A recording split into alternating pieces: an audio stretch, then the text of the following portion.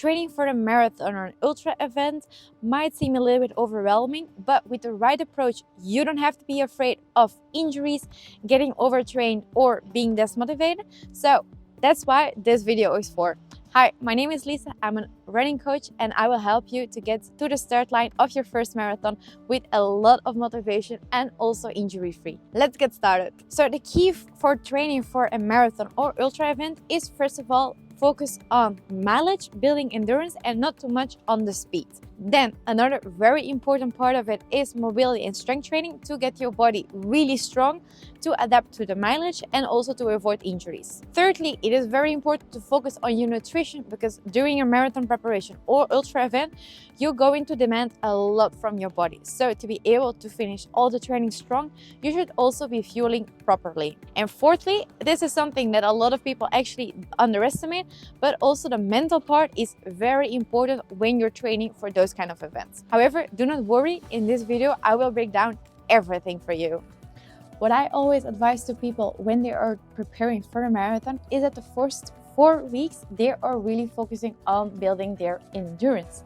How you can do this? Fairly easy. You can track your heart rate with a running watch, or you can also track it on effort, and this is very easy to actually do. You just have to be able to keep up a conversation or sing your favorite song when you are running. So what I also recommend is that the first 4 weeks you do 4 trainings every week. One training should be just a very easy one, like a recovery one at conversational pace. Then also one should be a long run, and every week you increase this by 2 and 5 kilometers. Then also you should have one pace training where you actually start exploring a little bit how your marathon pace is going to be like.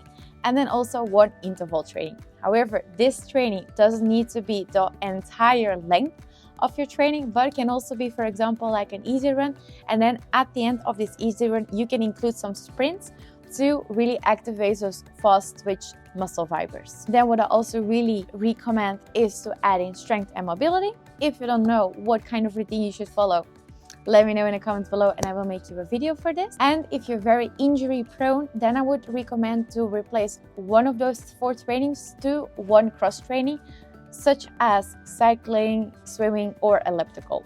Also, one general tip I really want to give to you is do not underestimate the fueling that you will need for a marathon training, because if you don't feel enough, you're not going to do your workouts. Then after those four weeks, I would really recommend to put in a rest week. During this rest week, I would recommend to focus on cycling, swimming, elliptical, and obviously mobility and strength training, and just to do one easy run maximum.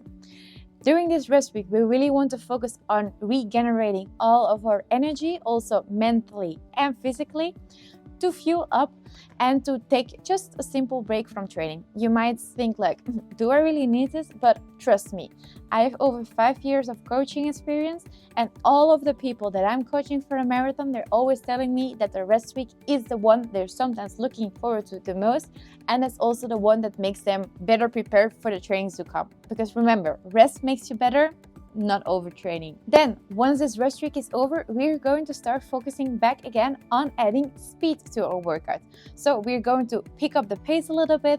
We're also going to integrate hill sprints, because hill sprints will improve our speed or power, and also no marathon is 100% flat, so it will really help you as well to prepare better for those hilly parts. Then, because we are entering our peak period, so I would really advise you that your long run should start to be between 21 and 27 kilometers.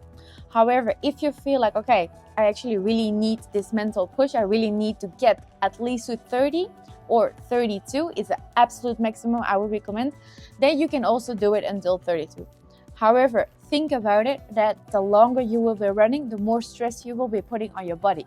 And at the end of the day, you want to be ready for your marathon, not just for your training sessions. Last but not least, don't forget about your strength and mobility, because this will make a huge difference at the end of your marathon preparation. After your peak week, it's again time for a rest week. This rest week will really help you to rebuild all your muscles, to, if needed, regain all of your motivation, and to just be prepared before your marathon. It's also a great way to analyze all of the previous weeks to see where it might have gone wrong and to also find techniques on how to make sure that this is not going to happen during your marathon. Then after this rest week, it is time for tapering.